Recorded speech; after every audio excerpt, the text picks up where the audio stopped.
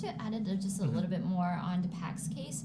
In fact, that a PAC stands for Asia Pacific Opportunity Fund, and Mr. Guo's role in it was because Mr. Guo, in the past times, made a personal guarantee between a loan that PAC's the Asia Pacific Opportunity Fund loaned to a company named the Shining Time Leading, I believe. Yeah. And then it's documented. Actually, PAC's had already started legal actions since 2015, and it was the year when Miles fled from communist China to United States. And so PAC started there and asked for a series of actions to ask Shining Time Leading to repay the loan, and the loan was failed. And if we look at the timeline of when PAC has actually initiated that lawsuit into the New York Supreme High Court, it was actually the day right before the April 19th, 2017. It was the exact date that the Chinese Communist Party issued the arrest notice to Miles Guo. It was simply because that Miles has announced to the public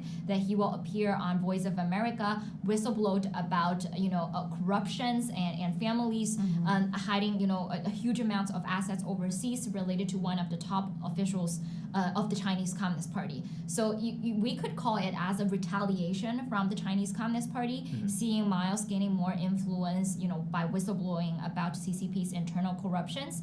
And so it was at that time, like what Ava said, PAC started to initiate a series of actions which request Mr. Guo to, repay the loan by fine, 134 million within 5 business days with immediate payment, and with returning one of the yachts that was actually owned and controlled by Mr. Guo's daughter, Mei Guo, and by saying that, if the yacht was not returned to the jurisdictions on time, that for each day, Mr. Guo and his family will pay 500,000 USD dollars for per day just as the fine for the yacht. So a series of legal actions, had been initiated since the day that Mr. Guo officially, publicly stated and whistleblowed about CCP's corruption.